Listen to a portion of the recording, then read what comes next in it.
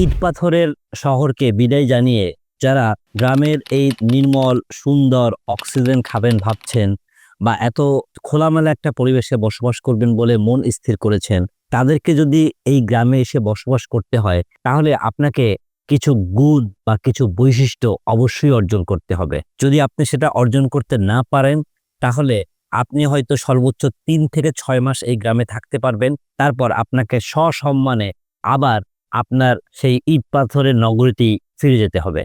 কথা না বাড়িয়ে আসুন আমরা জেনে নেই কোন কোন গুণ আপনার মধ্যে তৈরি করতে হবে যা আপনার এই গ্রামে থাকার জন্য অত্যন্ত আবশ্যক। প্রথমেই আপনাকে যে গুণটা অর্জন করতে হবে সেটা হচ্ছে আপনাকে ক্রিমিনাল হতে হবে। কি ক্রিমিনাল হতে হবে?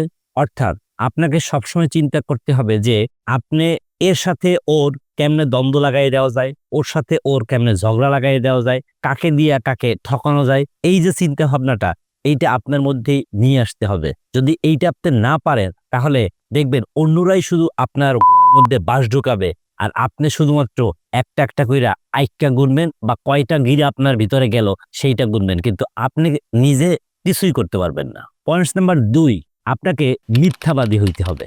যে কোনো কাজে, যে কোনো কথায়, যেখানে আপনি মনে করবেন যে আপনি বিপদে পড়তে পারেন এরকম কোনো সম্ভাবনা দেখা দিলেই সাথে সাথে আপনাকে মিথ্যার আশ্রয় নিতে হবে। যদি আপনি মিথ্যার আশ্রয় না নিয়ে সরল মনে তাদের কাছে সত্য কথা বলেন তাহলে সেই সত্যটা জেনে আপনার প্রতিপক্ষ যারা আছে তারা আপনার উপরে সবসময় ছড়ি ঘোরাবে আর আপনি শুধু বসে বসে আঙুল চুষবেন। 3 নম্বর যে গুণটা থাকতে হবে সেটা হচ্ছে আপনাকে প্রচন্ড বড় গলাবাজ হতে হবে। যে কোনো কথায়, সেটা হোক ভালো অথবা মন্দ, আপনি যদি খুব উচ্চ স্বরে গলাবাজি করতে পারেন তাহলেই আপনি অনেক ক্ষেত্রে অনেক বিপদ আপদ থেকে রক্ষা পাবেন। কারণ গ্রামের একটা সিস্টেম হচ্ছে এখানে যে যত উচ্চস্বরে কথা বলতে পারে, যে যত হুমকি ধমকি দিয়ে কথা বলতে পারে, তার তত বেশি যে কোনো আপদে বিপদে যেটা সম্ভাবনা বেশি থাকে। অতএব আপনি যে মিষ্টি মিষ্টি ভাষায় শুদ্ধ ভাষায় কথা বলবেন তা কিন্তু এখানে চলবে না। পয়েন্ট নাম্বার 4, আপনার শরীরে গন্ডারের বা গ্রাম্য ভাষায় গুইলের চামড়া লাগাইতে হবে। আপনি জানবেন যে আপনার সাথে যারা মিশতেছে, আপনাকে যারা সামনে ভালো বলতেছে অথবা সামনে খারাপ কথাই বলতেছে, এরা প্রত্যেকেই আপনাকে নিয়ে পিছনে প্রচন্ড পরিমাণ কথা বলে, যেটাকে শুদ্ধ ভাষায় বলা হয় গীবত। কিন্তু এইটা জানার পরেও আপনি ওইসব লোকদের সাথে একসাথে বসে চা খাবেন, একসাথে বসে বিড়ি টানবেন, একসাথে বসে বিভিন্ন রকম গাল গপ্প মারবেন। এই গালগপ্প যদি আপনি মারতে পারেন তাহলেই এই কথার মধ্য দিয়ে তাদের কোথায় কি দুর্বল পয়েন্টসগুলো আছে সেগুলো আপনি আবিষ্কার করতে পারবেন। আর পরবর্তীতে সেই দুর্বল পয়েন্টের উপর আপনি আঘাত করে নিজেকে একসময় গ্রামের মাতুব্বর টাইপের একটা লোক হিসেবে উপস্থাপন করতে পারবেন, যা আপনার এই গ্রামে বসবাস করতে অনেক সহায়তা করবে। পয়েন্ট নাম্বার 5, এখানে থাকতে হলে আপনাকে মুনাফিক হইতে হবে। মুনাফিক কেন আপনি হবেন? কারণ সবার সাথেই আপনাকে ভালো থাকতে হবে।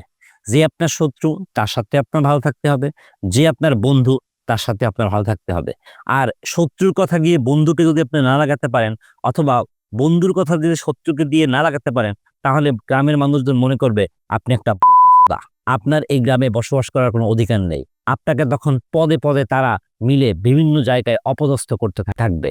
আর আপনি যদি মুনাফিকি চরিত্রটা ধারণ করতে পারেন তাহলে আপনার মধ্যে দেখবেন যে আলাদা একটা পাওয়ার চলে আসবে, যে পাওয়ার আপনাকে এই গ্রামে বসবাস করার জন্য অত্যন্ত এগিয়ে দেবে।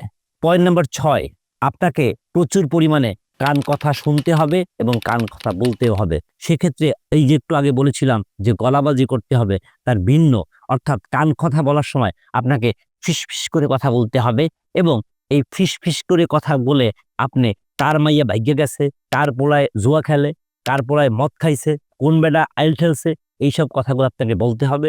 এবং যত বেশি আপনি এই পারফরমেন্সটা দেখাইতে পারবেন ততই আপনি সমাজের কাছে বেশি গুরুত্বপূর্ণ হয়ে উঠবেন। সবশেষে বলতে চাই, কিছু পেতে হলে কিছু দিতে হয়। আপনি যদি এই গ্রামের নির্মল পরিবেশ, একেবারে পিওর অক্সিজেন, এরকম একটা সুস্থ স্বাভাবিক পরিবেশের মধ্যে বসবাস করতে চান তাহলে আপনাকে কিছু দিতেই হবে, কিছু ছাড় দিতে হবে। এই ছাড়টা হচ্ছে কি, আপনার যে নৈতিক চরিত্র সেইটাকে আপনার জীবন থেকে ডিলিট করতে হবে। আর এখানকার মানুষজনের মধ্যে যেসব কোয়ালিটিগুলো আছে সেগুলো আপনাকে অবশ্যই আস্তে আস্তে রপ্ত করতে হবে। যত দ্রুত আপনি সেই সব গুণ রপ্ত করতে পারবেন তত দ্রুত আপনি এই গ্রামে থাকার জন্য ফিট হয়ে উঠবেন।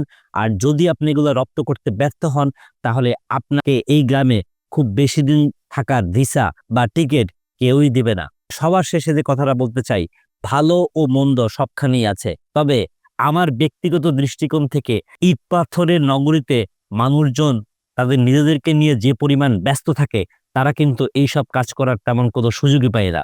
পক্ষান্তরে গ্রামের লোকের কাজ তুলনামূলকভাবে কম থাকার পরেও তারা যে বাড়তি সময়টা পায়, সেই সময়টায় এইসব খারাপ গুণগুলো বেশি ধারণ করে এবং ফলশ্রুতিতে তারা লাইফে একের পর এক এখানে থাকার সম্মান, মর্যাদা ইত্যাদি লাভ করে। যদিও তাদেরকে প্রত্যেকে পিছনে অনেক খারাপ কথা বলে, কিন্তু এটাকে নেভার মাইন্ড, বংশের ছেলেমেয়ের মতো ওটাকে মাথার উপর দিয়ে উড়িয়ে দিতে হবে। যত বেশি উড়াবেন, আপনিও তত থাকার জন্য ভালো থাকবেন।